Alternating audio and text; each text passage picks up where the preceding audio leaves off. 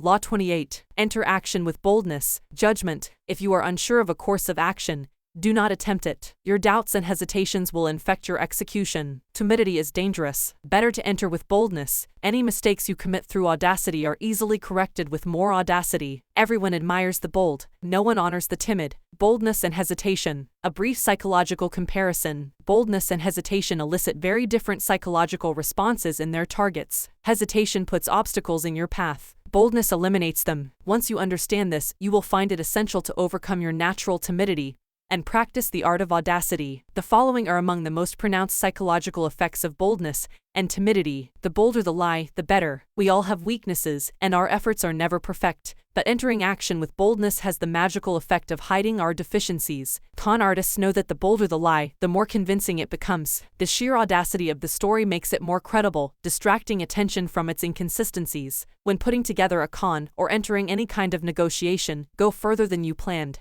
Ask for the moon, and you will be surprised how often you get it. Lie encircle the hesitant prey. People have a sixth sense for the weaknesses of others. If, in a first encounter, you demonstrate your willingness to compromise, back down, and retreat, you bring out the lion even in people who are not necessarily bloodthirsty. Everything depends on perception. And once you are seen as the kind of person who quickly goes on the defensive, who is willing to negotiate and be amenable, you will be pushed around without mercy. Boldness strikes fear. Fear creates authority. The bold move makes you seem larger and more powerful than you are. If it comes suddenly, with the stealth and swiftness of a snake, it inspires that much more fear. By intimidating with a bold move, you establish a precedent. In every subsequent encounter, people will be on the defensive, in terror of your next strike. Going halfway, with half a heart, digs the deeper grave. If you enter an action with less than total confidence, you set up obstacles in your own path. When a problem arises, you will grow confused, seeing options where there are none, and inadvertently creating more problems still. Retreating from the hunter, the timid hare scurries more easily into his snares. Hesitation creates gaps. Boldness obliterates them. When you take time to think, to hem and haw, you create a gap that allows others time to think as well. Your timidity infects people with awkward energy, elicits embarrassment. Doubt springs up on all sides. Boldness destroys such gaps. The swiftness of the move and the energy of the action leave others no space to doubt and worry. In seduction, hesitation is fatal. It makes your victim conscious of your intentions. The bold move crowns seduction with triumph. It leaves no time for reflection. Audacity separates you from the herd.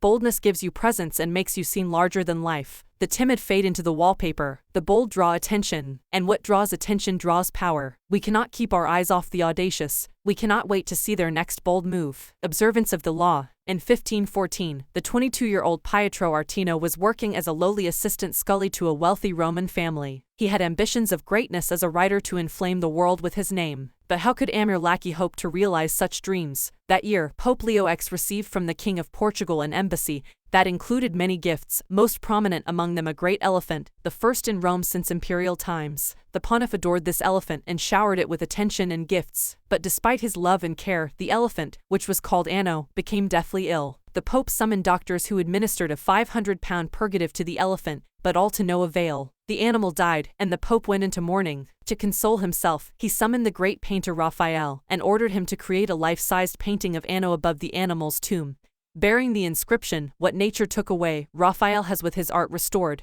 Over the next few days, a pamphlet circulated throughout Rome that caused great merriment and laughter. Entitled, "The Last Will and Testament of the Elephant Anno," it read in part, "To my heir, the Cardinal Santa Croce, I give my knees, so that he can imitate my genuflections. To my heir, Cardinal Santi Quattro, I give my jaws so that he can more readily devour all of Christ's revenues. To my heir, Cardinal Medici, I give my ears so that he can hear everyone's doings." To Cardinal Grassi, who had a reputation for lechery, the elephant bequeathed the appropriate oversized part of his own anatomy. On and on, the anonymous pamphlet went, sparing none of the great in Rome, not even the Pope. With each one, it took aim at their best-known weakness. The pamphlet ended with verse, "See to it that Aretino is your friend, for he is a bad enemy to have. His words alone could ruin the High Pope, so God guard everyone from his tongue." Interpretation with one short pamphlet, Aretino, son of a poor shoemaker and a servant himself, hurled himself to fame. Everyone in Rome rushed to find out who this daring young man was. Even the Pope, amused by his audacity, sought him out and ended up giving him a job in the people's service. Over the years, he came to be known as the scourge of princes, and his biting tongue earned him the respect and fear of the great, from the King of France to the Habsburg Emperor. The Aretino strategy is simple. When you are as small and obscure as David was, you must find a Goliath to attack. The larger the target, the more attention you gain.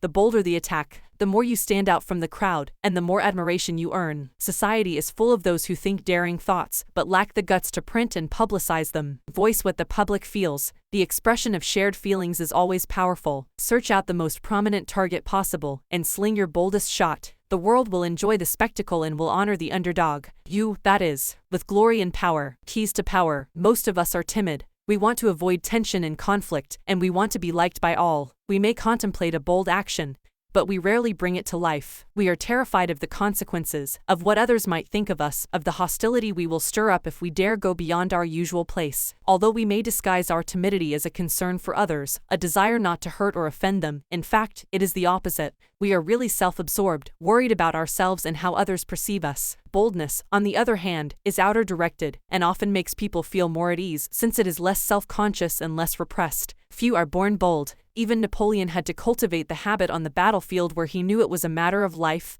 and death. In social settings, he was awkward and timid, but he overcame this and practiced boldness in every part of his life because he saw its tremendous power, how it could literally enlarge a man, even one who, like Napoleon, was in fact conspicuously small. You must practice and develop your boldness. You will often find uses for it. The best place to begin is often the delicate world of negotiation, particularly those discussions in which you are asked to set your own price. How often we put ourselves down by asking for too little. When Christopher Columbus proposed that the Spanish court finance his voyage to the Americas, he also made the insanely bold demand that he be called Grand Admiral of the Ocean. The court agreed. The price he set was the price he received. He demanded to be treated with respect, and so he was. Understand, if boldness is not natural, neither is timidity. It is an acquired habit, picked up out of a desire to avoid conflict. If timidity has taken hold of you, then root it out. Your fears of the consequences of a bold action are way out of proportion to reality. And in fact, the consequences of timidity are worse. Your value is lowered and you create a self-fulfilling cycle of doubt and disaster. Remember, the problems created by an audacious move can be disguised, even remedied, by more and greater audacity.